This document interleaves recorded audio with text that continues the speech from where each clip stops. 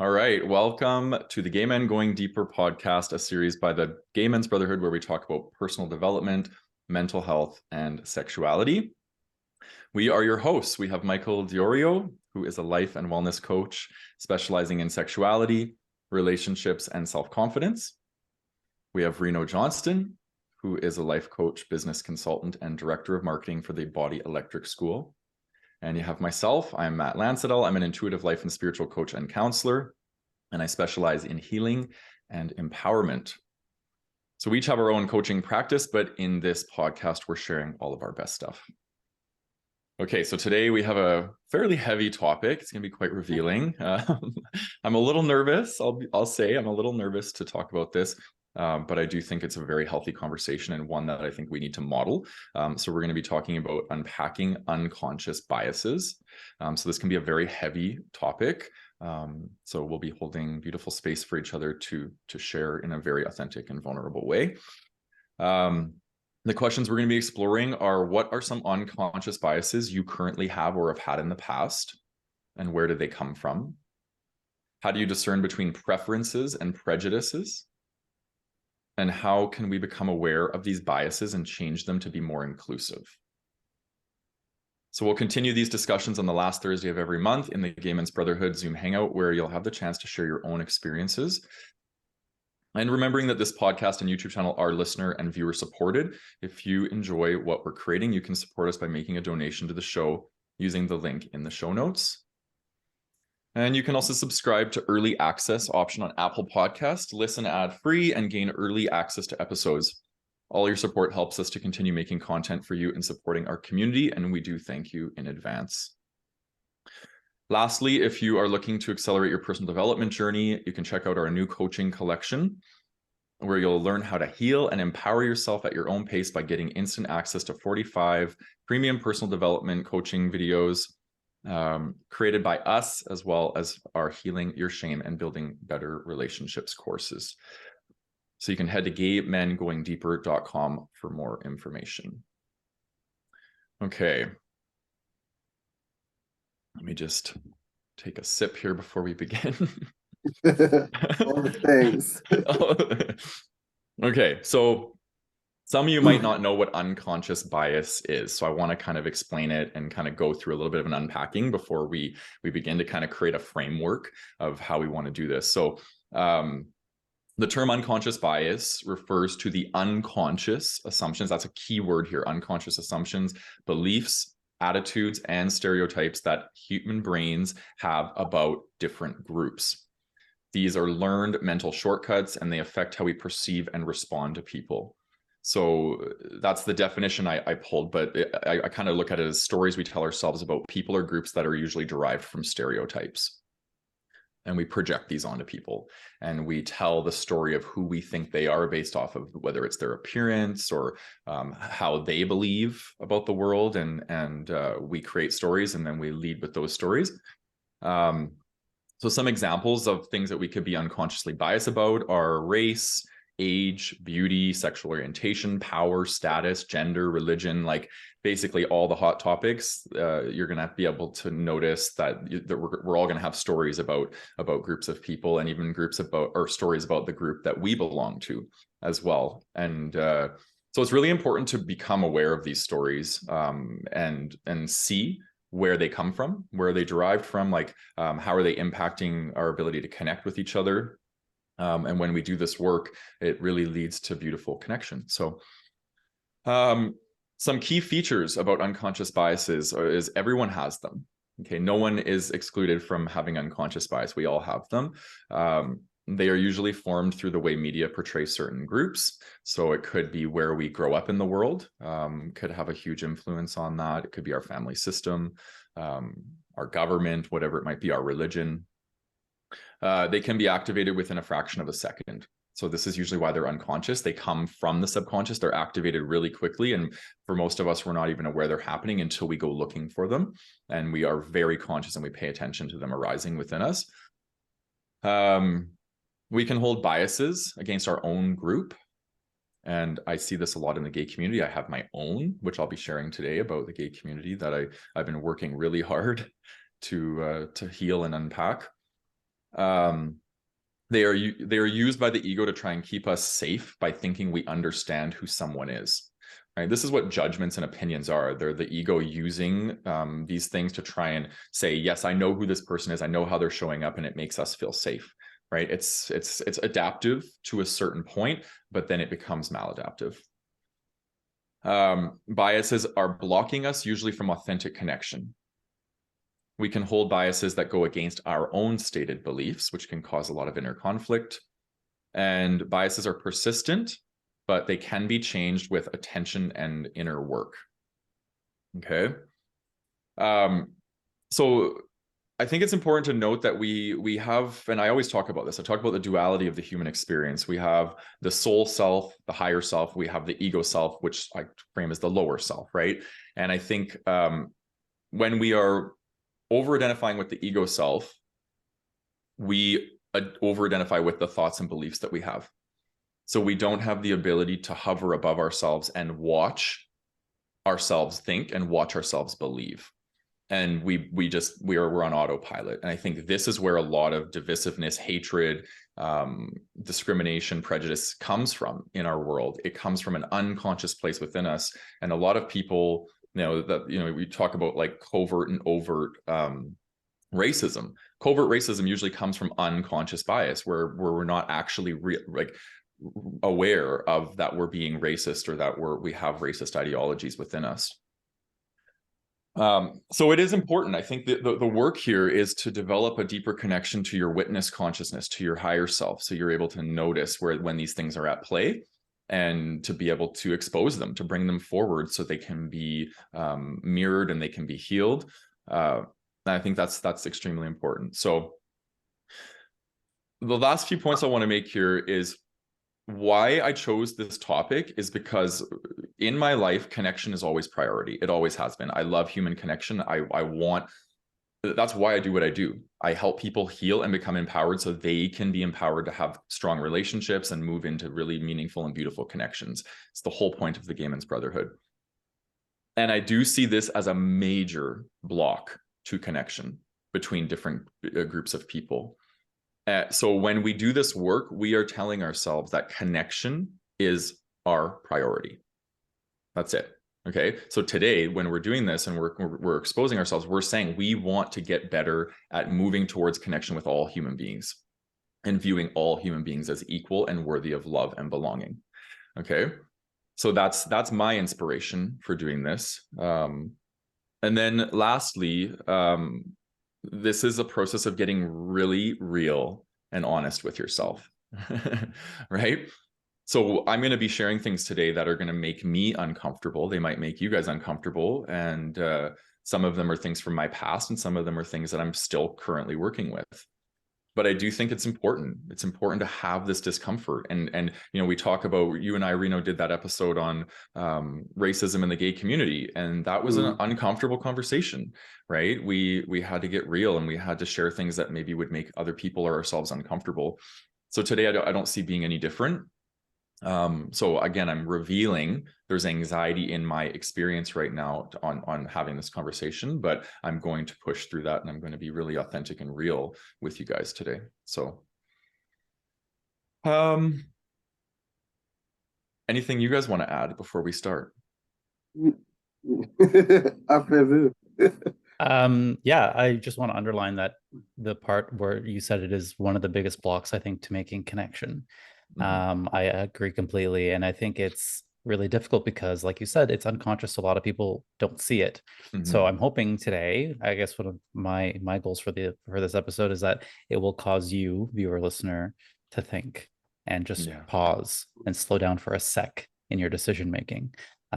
So yeah, as you listen to this, you might get triggered, as Matt said, but like lean into the trigger and get curious about it. Don't just be like, oh, fuck this shit, I'm not going to listen.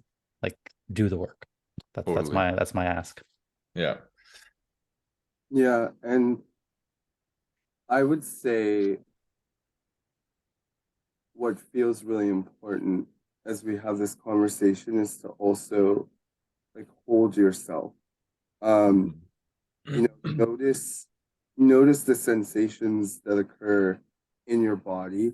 Notice where you feel expansive and where you feel contracted, and pay attention to that and be curious about it. Meet it with the energy of curiosity, and also caregive yourself as you're having this conversation, because it can be really uncomfortable.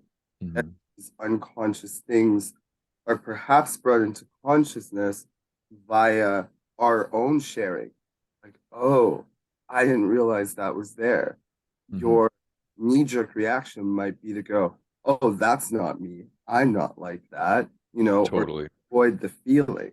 If that comes up, get curious, and it's not about shame, and it's not about blame, and it's not about judgment. It's just about, like you said, connection, Yeah. and make what is conscious, so we can live a more wholehearted life, right? Yeah. Well said. I want to also note, because I've gone through a lot of this work. I've done a lot of this work in the last 3 years. So I'm kind of speaking from like having done a ton of unpacking of my unconscious biases. And what I came to realize is it's not my fault. It's not my fault that I have these ideologies, because they are conditioned into us. They come from the higher systems above us, and a lot of it has where we are in the world. Okay, so when I say that, I'm not letting myself off the hook. I'm saying I was literally given ideologies at a very young age throughout my development where I just didn't have a higher consciousness to choose. I just thought, okay, this is the world. This is the world I live in. But where you have to do the work is take responsibility for this shit, right? You have to take responsibility for all the unconscious biases that you've been fed throughout your life if you want to do this work. And it's extremely uncomfortable. And I went through a lot of shame around having some of these beliefs throughout my life. And I did go through the defensiveness. When people would call me out, I'd be like, absolutely not. That's not me, right? And I will say this too. I see this a lot in the gay community. I think there's this kind of mask that the gay community wears, that we're so inclusive, like rainbow power, everybody on the rainbow is included here. But that's not been my experience. I actually find gay men to be some of the most discriminatory and prejudiced people or groups of people that I've ever experienced.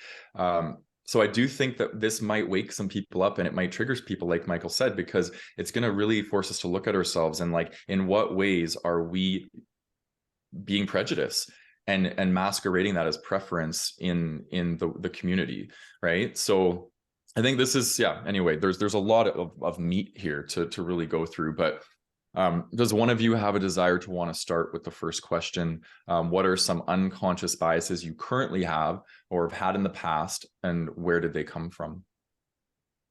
I can start. Great. I also want to add one more thing. Don't forget that this is the third podcast this month where the theme is about, last one we did was acceptance and belonging. And then the one before that was celebrating diversity. So this all kind of rolls into a nice package here, these last 3 episodes we did.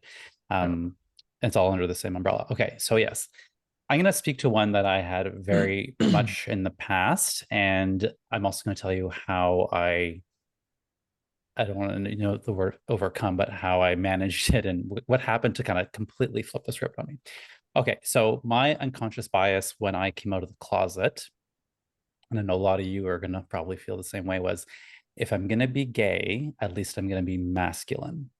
And so the bias was masculine gays, whatever that means, are more palatable, acceptable, lovable, worthy than not masculine gays, feminine gays, people who were, express themselves maybe more effeminately, people who maybe like wore makeup or got into drag or were just more expressive or had that high-pitched voice, whatever that may be, right? So the question, where does it come from, is exactly what you had said, Matt. Like, growing up for me, the only access to gay people I had was Queer as Folk, and later Will and Grace, the 2 TV shows.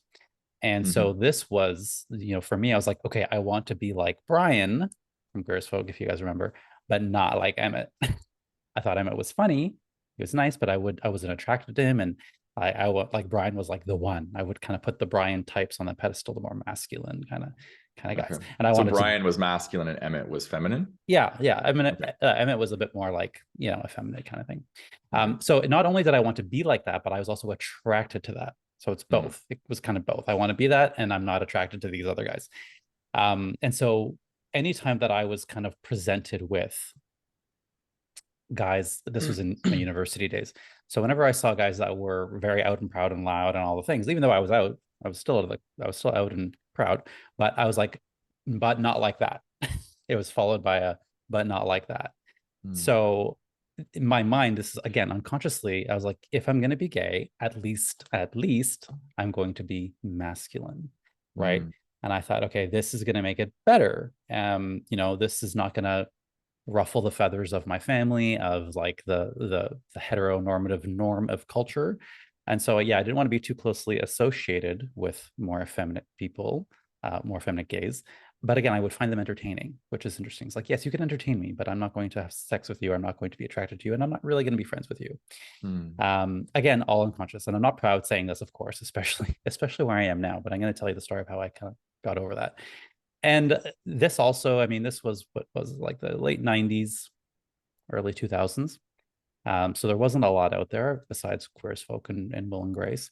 And I was born in, the suburbs. So, and then I went to school in a small town, Guelph. So I can say that this was definitely my small-minded mentality, and things really started to shift when I moved to Toronto.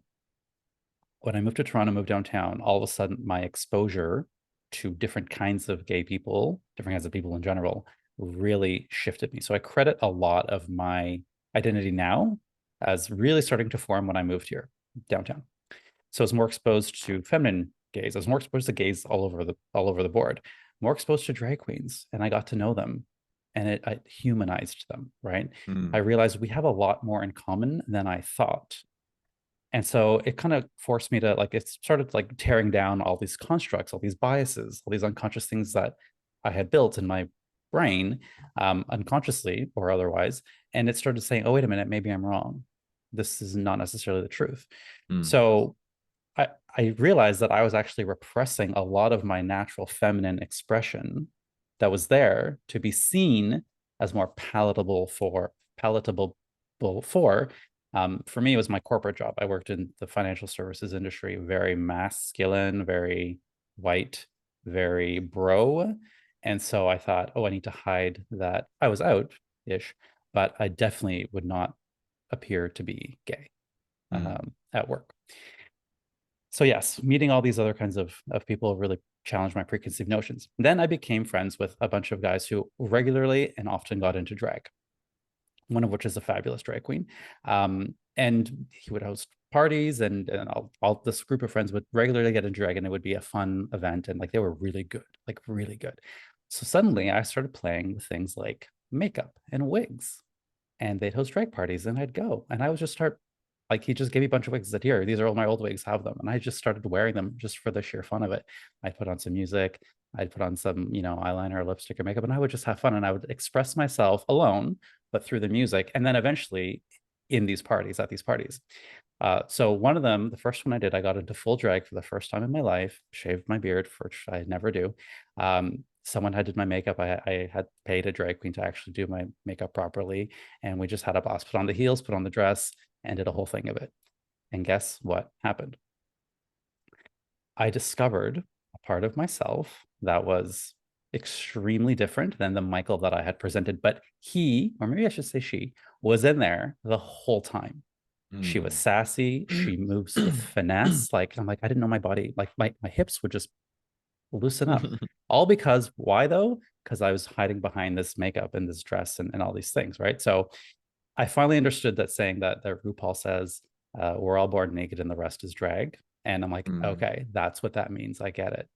Now my voice didn't change, but the things I said changed. I became a lot more confident, and I had said things to people, strangers who didn't even know, right, who I was, that I would never say as Michael. And I did things that I would never do as Michael. So after that experience, that's when things really started to shift. It made me think, okay, why am I only showing this part of myself when I'm hiding behind this drag persona? It's there. And I started questioning it. Okay, notice the times where I'm like actively repressing it. And guess what? I did it a lot of the time, mostly at work. Right. So it really made me think. So what did I do after that? The result was I started noticing it. And then I said, you know what? I'm not going to do that anymore.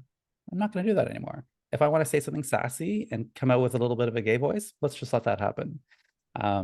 Which was very scary because I thought, and the belief was, oh, if I do this, I'm not gonna, it's career suicide. I'm gonna pretty much kill my career because they're not gonna see me, right? The bros, the people who have the power, the people who make decisions about who gets promoted and who gets paid and who gets what projects. I'm like, I'm gonna pretty much just shoot myself in the foot here. I remember one day specifically after a party. No, it wasn't even a party. I was just wearing makeup for fun, and I had put on eyeliner, which I love. It's probably my favorite makeup. And little innocent me didn't realize that you need special makeup remover to get rid of eyeliner. So the next morning I woke up to wash my face. My eyeliner doesn't come off, but I'm late for work. I got a meeting, big meeting. So I went to work with the eyeliner on. And the people that didn't know I was gay probably figured it out. And the ones that did were like, Michael, what the fuck are you doing? Like, you have to go home. And I sat with it and I did it and I just went. And you know what? It was extremely uncomfortable, but at the same time, at the same token, it was probably one of the most liberating things I've ever done. Right. So that was the day that I think I really, if I had to put a line in it, I mean, it was a whole series of things before then, but that was the day that I really was like, oh, wow, this feels way better than repressing it. So I think the point of that was I saw the unconscious bias as I was exposed to it. And then I realized, wait a minute, this isn't true, right? There is nothing there. And then of course I became more attracted to all kinds of people, including the more effeminate gays. And that was fine. Like there all the story I told myself about them being, not as sexual, or maybe that effeminate guys were more bottoms, right? Not true. This is all stories that I would tell myself in my mind, or that masculine guys were tops and feminine guys were bottoms. These are all stories, and they're just not true. So I think that is probably the biggest change that I've seen. Of course, I still have unconscious bias, but I really wanted to express that one as a big shift in where I actually took on the role that I thought was lesser than, and it was actually the most empowering thing I had ever done. So that's my cool. That's my share about how it shows up for me, which I guess, would you consider that internalized homophobia? Because I think that's what I would call it. It could be internalized homophobia or femphobia, but yeah, I would say probably. The thing is, in the gay community, I think every gay man has it. Still, it lives in our subconscious because we spend so much of our lives hiding from it. And then I think some people go like and they overcompensate and they become so feminine and so flamboyant and they just don't care. But I think deep down, because I've been doing this work for a long time with gay men, and I always meet that. I always meet it in counseling. Like it always comes out. There's always that little thing lingering in the subconscious of yes, there's yeah. I still see it. A good way for you to find out if you have this is when you're swiping on your Tinders and your Hinges and whatever those swipey apps are. Because we have to make a judgment really quick, right? Yes or no. If we could slow down that judgment and figure out why you are making that call, why you're swiping. Yeah. Oh, I would love to just get into the brain, because that's when the prejudice comes out. It's these quick snap decisions. Yeah. It's funny that you say that, because when you do this work, that's what was happening. Is I started to slow down my Tinder swiping, and I started to sit with the energy of the person as opposed to just the image that they portray. Yes. And that's when I knew that this work was actually sticking. So it's interesting that you said that, because that was a big, profound shift for me around that. It still comes up though. I'm not saying I just took my unconscious bias and did surgery and extrapolated it. It's still in there, but I have so much awareness of it now that I'm like, oh wait, yeah, this is my ego self telling stories again. I want to come from my higher self. So it's a conscious choice to not let the unconscious bias dictate how we perceive other people. Yeah. Reno, curious to know what you have to say. There's so much there. One of the things I want to start with is when I'm reflecting on ego, because I don't fully understand what we mean when we say the ego, but what makes sense to me is like when I hear that word, I think of like psychology, but also think of somatics. And so I kind of associate like the egoic experience to the psychology, you know, and so I think what makes sense to me is to start to notice the ways in which my psychological and like my somatic or experience or like reactions or sensations influence like my behavior and how I'm engaging with the world. What there's another thing that I want to point to as well, which is that I'm aware of the fact that when I came in to this world, more or less, like I was a clean slate, so to speak. Now, that's not entirely true in that, you know, there's epigenetics and there's wiring and there's, you know, it's like I am sort of the offspring, the offshoot of like those before me, my ancestors. So, you know, acknowledging that, like I did come in with some preconditioning, so to speak. But in terms of like, you know, psychology or like in this case, bias, well, my sense is that probably wasn't there, at least in the context of this conversation and like some of the things that we're pointing to. It kind of happened gradually over time, you know, going back to what you were saying, Matt, about it not being my fault. And what makes sense to me is that the things that I find myself discovered I was unconsciously biased about were things that would negatively impact or would jeopardize my sense of love, safety, belonging, and comfort. And if I pay attention to where I think those things may be jeopardized, I can usually find like where I have bias. So, for example, let's say like socially, and I'm just going to be candid here. It's like I saw that being black, like I don't know where I got this from, right? I don't now I'm more aware of it, but originally I didn't know where this came from, but it was like, oh, well, the darker I am, the less love, safety, and belonging and comfort I experience, the less of these like the less sort of societal benefits I experience, right? The the more the more weight I put on, the less love, safety, belonging, and comfort I experience, you know.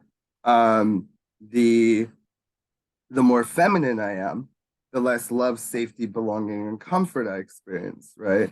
And I could sort of keep going down that list. It's like, oh, when I had a beard, I experienced more love, safety, and belonging, right? It's like when my voice dropped and you know and got deeper, it was like there was more love, safety, and belonging there.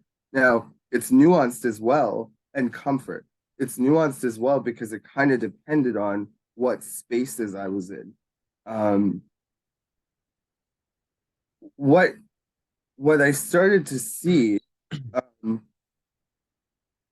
as well is like you were talking about earlier, you were talking about like um, these patterns that if you slow down, you start to notice. And like I'll be transparent in saying, like when I was looking for pornography, for example, to watch, if I saw a black person, I like very quickly swiped like past video, right? And like that's heartbreaking to say out loud. But it's facts. And I didn't know where that came from. I didn't know where that came from. But once I started to notice it was happening as a reaction, and I slowed down, I was like, oh, this is interesting. Why am I like very quickly and abruptly and reactively swiping past people who look like me? That's a curious thing. And what I also noticed is if I would start to spend time in the company of Black people, consuming Black content, watching Black television and film, right? Or like I'd go see, like, let's say the movie Black Panther or something like that, or I'd watch like Issa Rae's Insecure, or I'd spend time at Black events. All of a sudden, I start to notice that like I'm not quickly scrolling past that like black porn. I'm actually looking for it, you know, and indulging in it. And so what I started to see was that exposure to these things really helped me become more deeply aware of my unconscious bias and also like move into it. And I'm not going to say beyond it because I'm certainly not there yet. It still shows up. So that's one. And then I think also like, you know, let's go to the femininity thing, the masculinity femininity thing.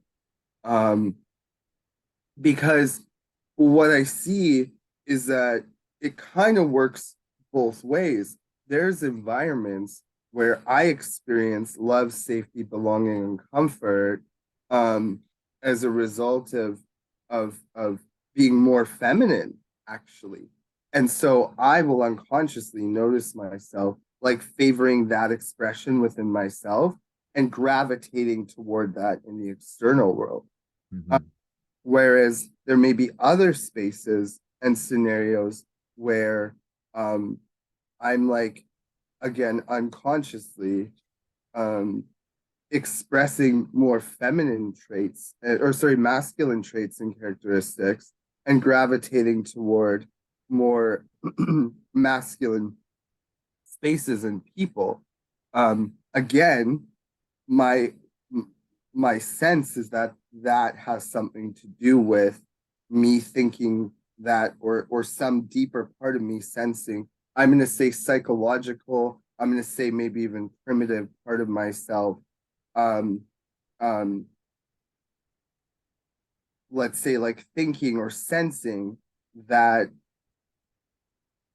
expressing those traits and engaging in those spaces and environments will create love, safety, belonging, and comfort for me, right? So those are just a couple of examples. I mean, there's like fat phobia, you know, that's another one that I like, you know, dealt with. There's I'm thinking of other things like class and like I said, skin color already. And yeah, I could probably name some more, but like those are some of the things that immediately come to mind in terms of biases. Yeah. Hmm. Yeah. I think that's it for now. Yeah. What about Okay. Yeah. Yeah, thanks guys. That's yeah, it makes me feel a little safer sharing, knowing that you have similar things. Okay, so I want to, I guess, point out, you know, it's obvious unless you're listening on the podcast. I'm a white male. My conditioning comes through the lens of being a white male. I grew up in Calgary. I would say early 80s into the 90s. Like I would say Calgary was probably 20% visible minority. Now it's about almost 40, something like that, 45. So it's like doubled. But a lot of my conditioning comes around being around, I would say in school, growing up, there was probably about 15% of the people that I went to school with were visible minorities. Everyone else was white. So a lot of the conditioning I have is around around race and around white people somehow being the better race or superior or something like that. So but I did have experiences in my upbringing that validated some of this, or at least some of the ideologies that I have. So the very first one is Black people aren't trustworthy and break the law. This developed when I was really a lot younger. My mom was held at gunpoint and robbed by a Black guy, and I was jumped by 5 Black guys when I was younger. And the same thing happened with a group of Indigenous people as well, and they were really intoxicated. So I, from a very young age, developed these beliefs around these other races aren't safe and that they have hatred towards white people.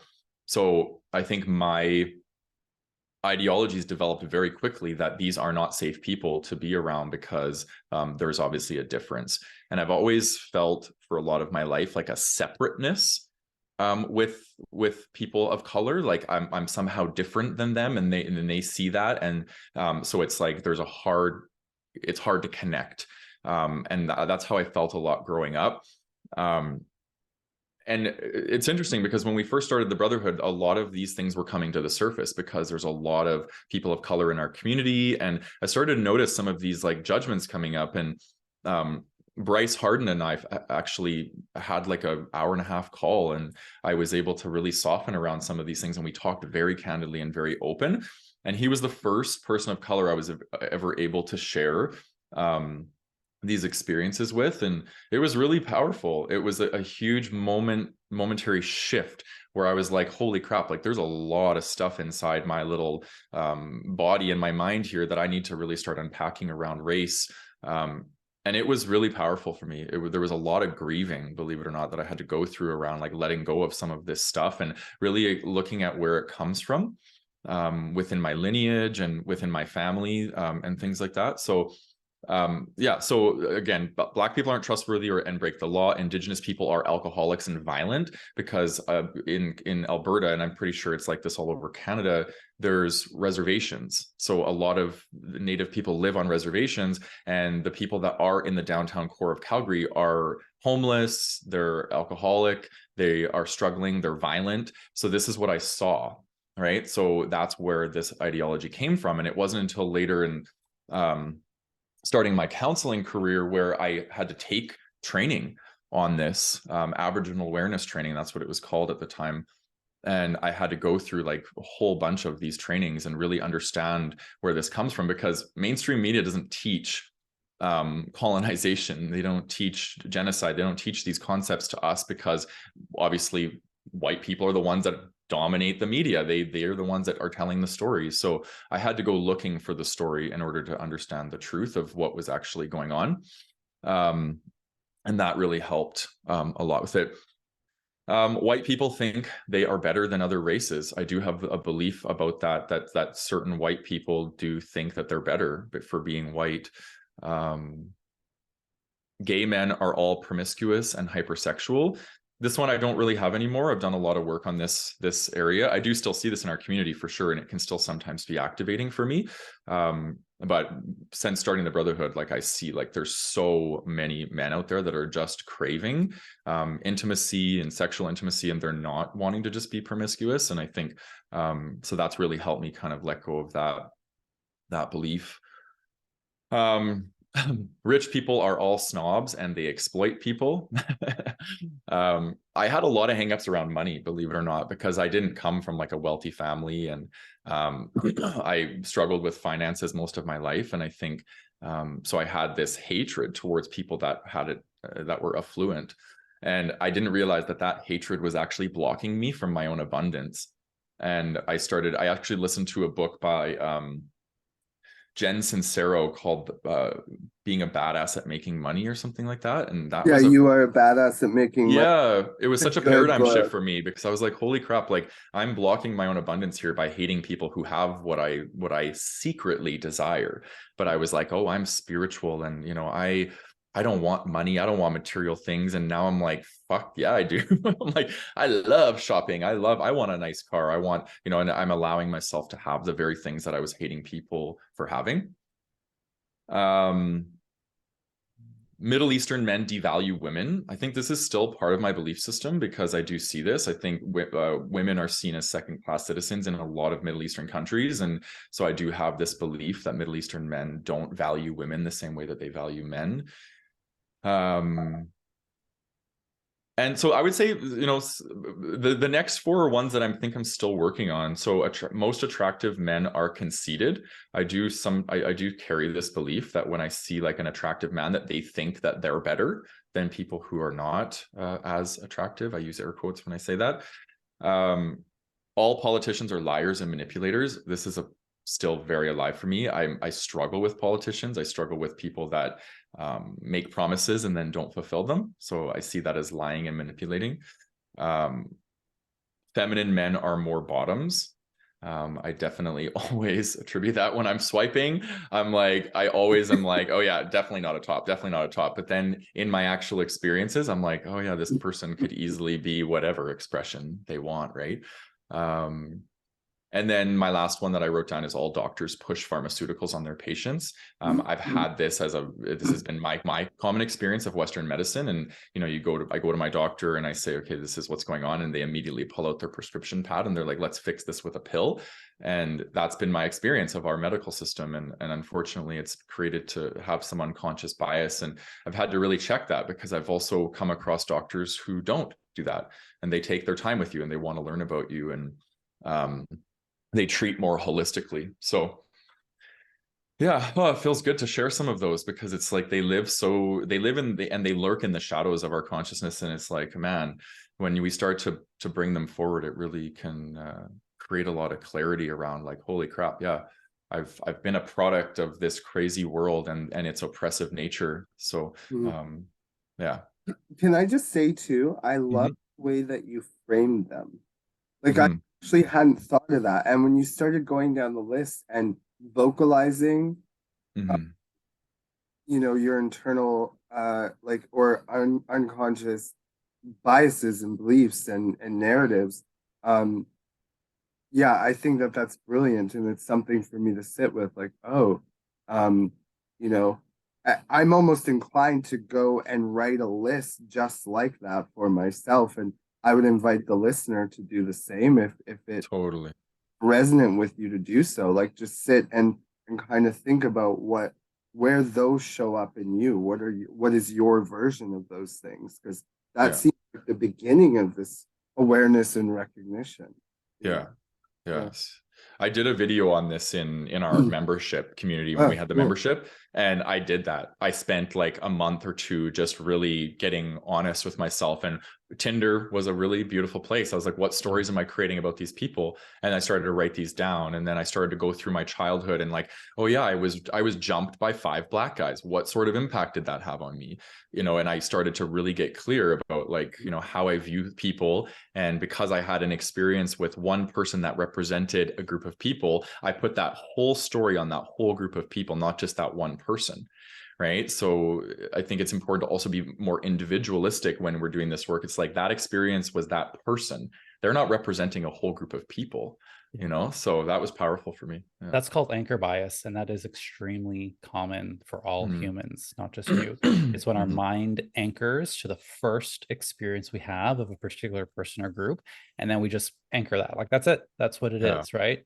Yeah. So that's definitely one of the more common cognitive biases. Totally. Yeah, it's funny because like I think about my dad, my relationship to my dad formally, and the bully, like just some of the boys that I was around in the community. So like for me, it was just like immediately men are assholes.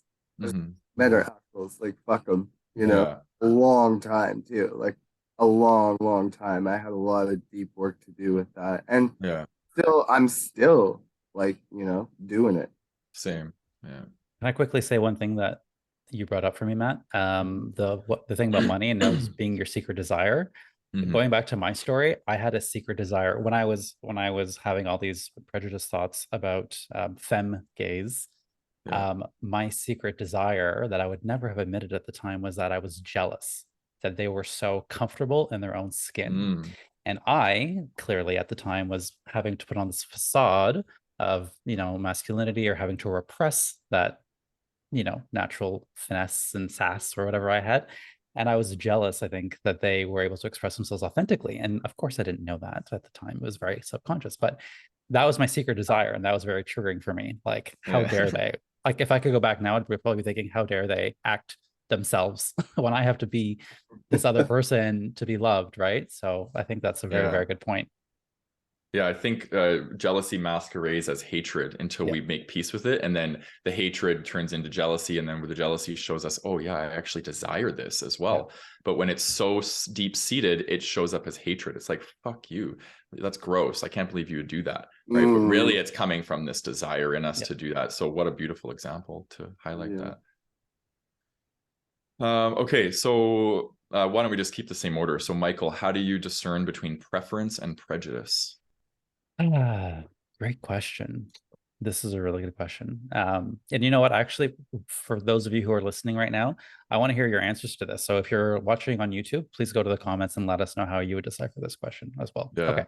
So the word prejudice, right, is, so I'm Italian, so I see the Latin background in things as pre, which is in advance, and then judice, which is like justice or judgment. So the way I see it is, it's like a prejudgment where you decide something. Prejudice is when you like make a decision. You've pretty much decided the facts before you know the facts. And so that is how I would define the prejudice, is where you're making a decision based on someone, based on things that are biases, based on your biases. So you have biases and you're judging them based on these things that you've created in your mind without taking the time to actually learn the facts. Prejudice, I would say, is often rooted, to me, that word just sounds more negative. Like we all, to your earlier point, like we all make up shortcuts in our mind. Our brains cannot take in all the information we see and like take the time to go through it. But when we're in a prejudice, I think that's more rooted in ignorance, fear, and insecurity. Whereas a preference, we all have preferences. It's like natural, right? And it's, to me, that word isn't as bad. It doesn't have the negative connotation for me personally. But I do think it's problematic when you have prejudice and you use preference to mask it. That's where we become an issue. And that's really hard to do, which is why I think this is such a great question. So going back to the swiping, right? This is a great example for anyone out there who has a swiping app. A little test you could do is literally, instead of like doing what they want you to do, which is like make a preconceived judgment and swipe, like write down on a piece of paper the reason why you are swiping on this person. It will force you to come up with words and vocabulary and a reason as to why, right? And look at that reason. Not because, again, not to shame yourself, but just to see, how is my brain working? Like really like taking that like microsecond decision, pausing it and like elongating it and slowing it down and saying, what's going on here? I think that's where we're going to find out what are the preferences and prejudice in people. It's a really good example. It's going to be very uncomfortable because your brain's going to want to be like, I don't know, I just do. Or I don't know, I just don't. But don't let yourself give into the I don't know. I hate I don't knows. It's like, you do know. It's somewhere in there. Force yourself to, which is why I like the idea of writing it down, because you're forced to find words. You're forced to like literally find the vocabulary, and you might not like what you see, but that's the whole point. Exactly. I love that. Thanks, Michael. That's really brilliant. Yeah. And it's like, it's making me think, oh, there's a part of me that wants to say what I'm about to say out loud, and there's a part of me that's like, Reno, shut your mouth. This might get you in trouble. But honestly, I think I'm just gonna be brave and honest, and I'm gonna say, like, some of the things that come up when I think about when I'm swiping, for example, like if I were to do that list, and I wouldn't recommend you all say this out loud either. I'm doing it because I guess I'm comfortable with the repercussions. If you're not, just do it yourself. You don't have to tell everybody. But yeah, like I'm thinking about when I'm swiping and when I'm scrolling. And I think, well, first, let me just say, for me, the difference between a prejudice and a preference is that a prejudice kind of others, or it creates a separateness, a disconnection. So like, for those of you who are listening, I'm sort of like gesturing as if I'm pushing something away or blocking something out. A preference is something like it's an invitation, but it invites something in, it welcomes something. We are moving toward it, right? And so that's kind of how I discern between what I'm preferring versus what I have a prejudice about, right? Um, and and so when I think about scrolling, for example, or how I engage in the dating world, like if I'm being honest, if I sat down, what I probably hear in the back of my mind is like, oh, like that person is like too fat, or like, oh, like that person's like too dark, or that person looks too like feminine, or like that person's very like Asian looking or something, you know? Like, and I'm just being explicit, like I'm not, and I'm aware of these things as they're happening, and I I actually have found myself leaning in as a result of that, you know, spending time like moving in the direction of those like of those prejudices or of those like biases, and becoming more curious about them. I shared in a previous episode, and again, I don't want a prize or a cookie for this. It's my work. I don't care. Like it's not about anybody else or like being favorable, but you know, to people. You know, receiving the good opinion of other people. I I I mentioned in a previous podcast episode that I had moved out of my zone of comfort and familiarity and engaged with someone who was physically disabled and was in an electric wheelchair. I created a connection and a friendship and a bond with that person. And I did it out of curiosity and out of a recognition that I had these biases, that I had these prejudices. And so, yeah, that I'm trying to think if there's anything else I want to say about that. But I think ultimately, um, an awareness of the sensations that I'm experiencing in my body as I'm engaging, like really slowing down and paying attention to what's happening, where I'm expanding and where I'm contracting, and why that's happening, and just really slowing down enough to get curious about my orientation and how I'm navigating certain things. That's become a really powerful tool for discernment. Yeah. Yeah. Mm-hmm. Yeah, thanks, guys. This question came from that video that we did with like on the racism in the gay community, because that became a hot topic. If you go down and read the comments, it was like preference, prejudice, and you have all these people with different, you know, opposing ideologies. So I think a lot about this question. Actually, it comes up a lot for me. And I remember disclosing in that episode. So that episode was about 3 years ago, right? About that, maybe 2.5 years ago, something. It was quite early on, and I disclosed in that video that I have a preference for white men, and it comes from growing up. And you know, I think human beings we tend to be attracted to our father figure for gay men, like what that looks like typically, and I really bought into that. So but what's happened since then, it's been 2.5 years since then, I do notice that this has shifted, where I don't really look at it through that lens anymore. I kind of look at it through the lens of energy. And I think part of my awakening was becoming demisexual and being more falling on the lines of energetic attraction versus physical attraction. So I don't put as much emphasis on the physical anymore. But I think preferences, they are, for me, they include what we like. Whereas a prejudice would exclude what we don't like. So it would be like saying, I like tall men, where prejudice would be like, I don't like short men, right? So it's about how we're framing it. And I think it's really important to notice where this comes from. Where does this preference come from? Does it come from prejudice? Does it come from unconscious bias? So that's really what will probably shift for a lot of people when you do this unconscious bias healing or unpacking.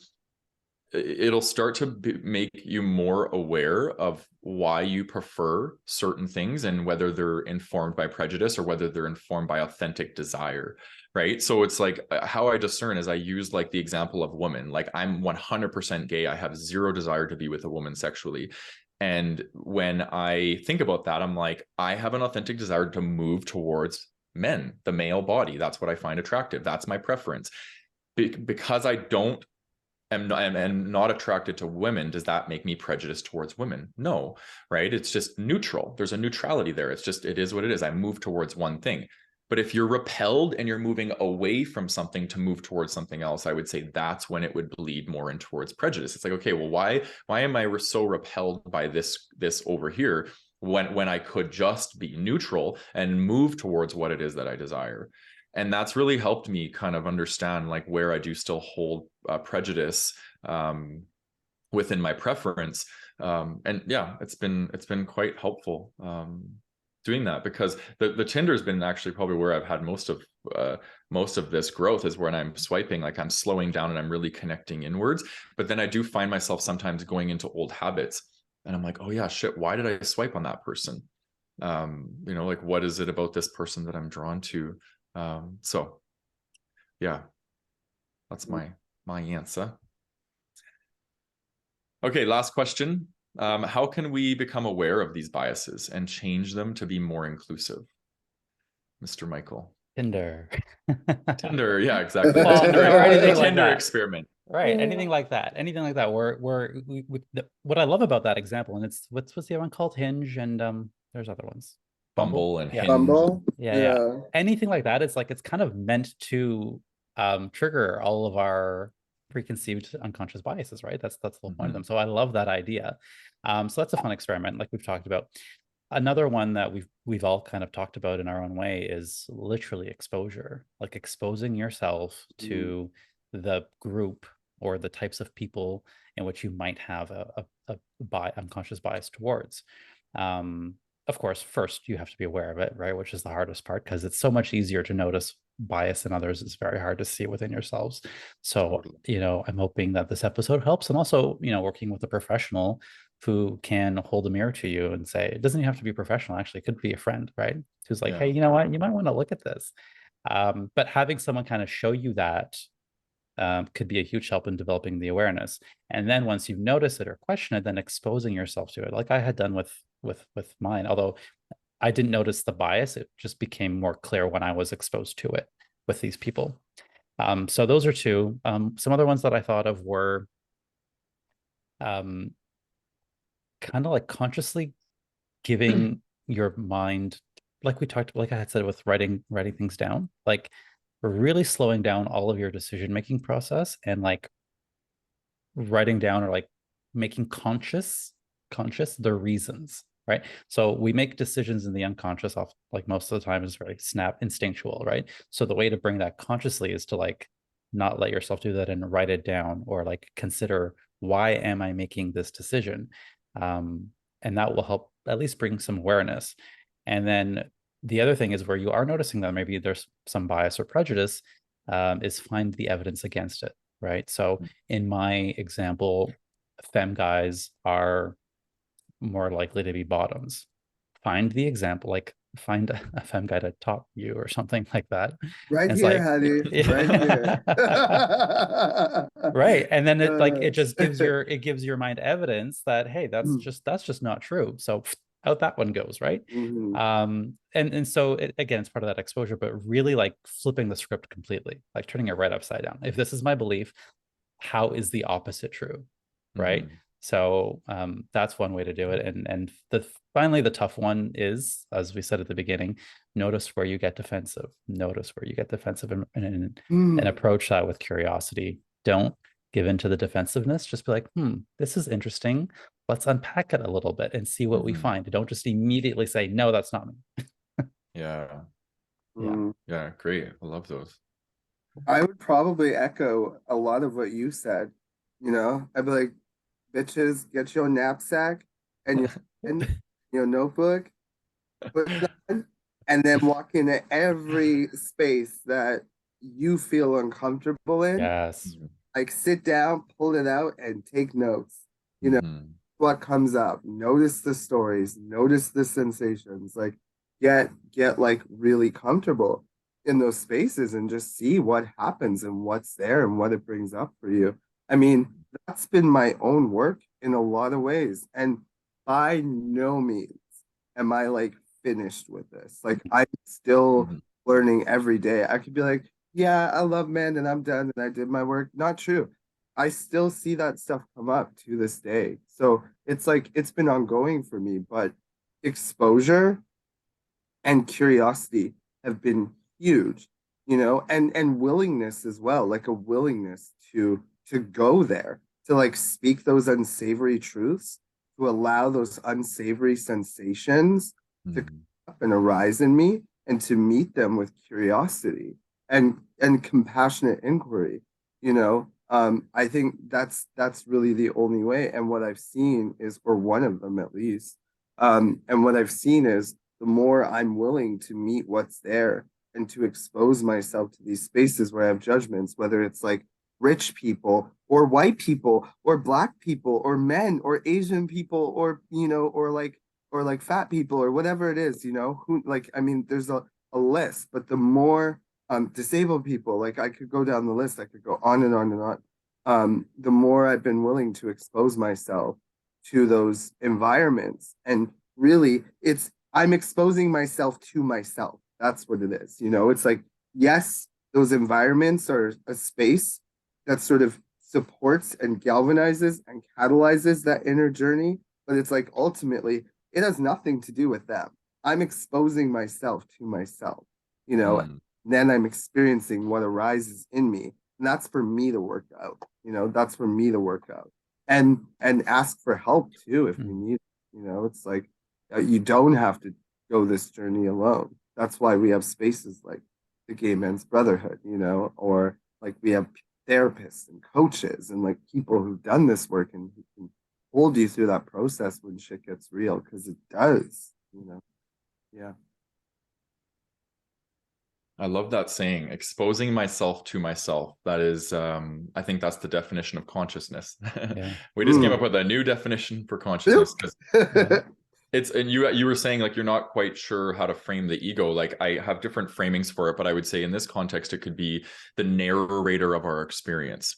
The person that's in our mind that's always narrating everything, and when we're swiping we're like, ew, gross, that guy's yucky, and you know, we're doing all these things. That's the ego. The ego is constantly narrating. So if you can get in chart or get in touch with your narrator and start to challenge your narrator, that is the work. That's exposing yourself to yourself. So that's a good way to frame it. I like that, Reno.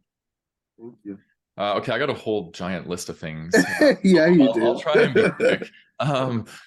So first off, it's talk to people who are not the same as you, because that's where this work happens, because that's the mirror. If you go to a white therapist and you want to deal with white privilege and white superiority, good freaking luck with that, right? Because their unconscious bias will come to the forefront as well. So it's like, you got to do this work with people who you have the bias with. So like Reno and I have done a lot of great work in this space together. Bryce and I did a lot of great work, like, because this is important, right? We need different experiences. We need different perceptions in order to shift our own. And so that's probably my first, probably most potent one. If you're not quite ready for that one though, because that's too intense, I do something, and I'm constantly doing this. So I always ask myself, what is the story that I am telling myself about this person? And this is an authentic relating game. So you can play this with somebody, right? Like Reno and I could sit together and we could be like, what is the story that you are telling about me? Like what character are you creating in your mind about who I am? And we expose that to each other. It's a really beautiful, really fun game. But I do this all the time with people just in general. If I'm walking down the street and I see somebody, or I see a cute guy at the bookstore or something, I will play that game. I'll be like, what story am I creating about who this person is?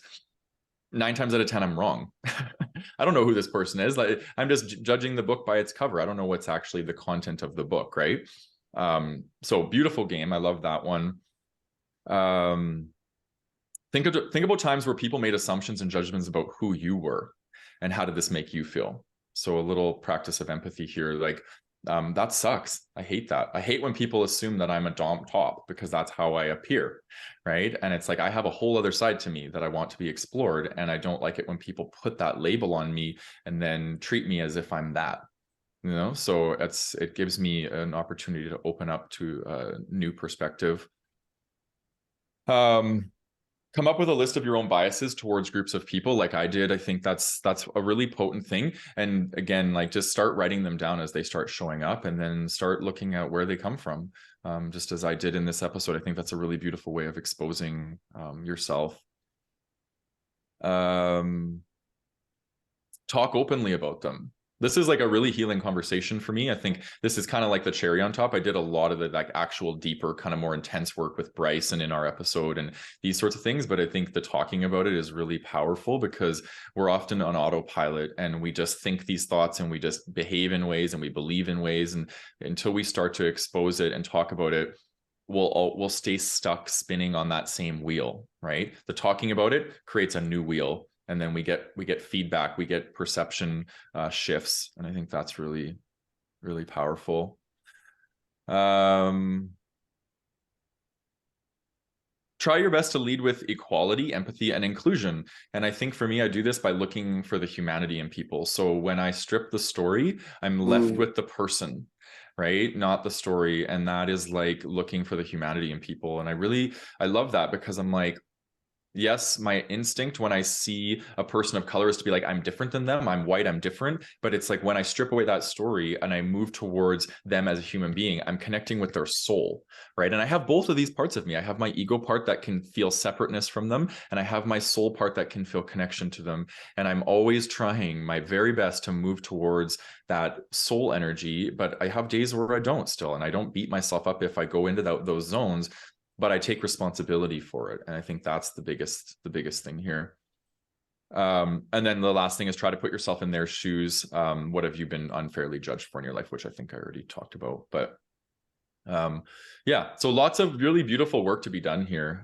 I think this is a hot button topic. I'd love to even just have like a Zoom hangout where we talk about this just alone and start to get the conversation rolling, because I think this is it's a very hot button topic, and for people that are bringing a lot of unconsciousness in, it can lead to a lot of triggering.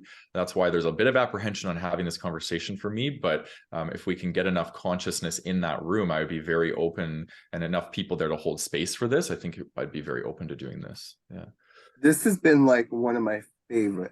And I could probably say that about most of the episodes.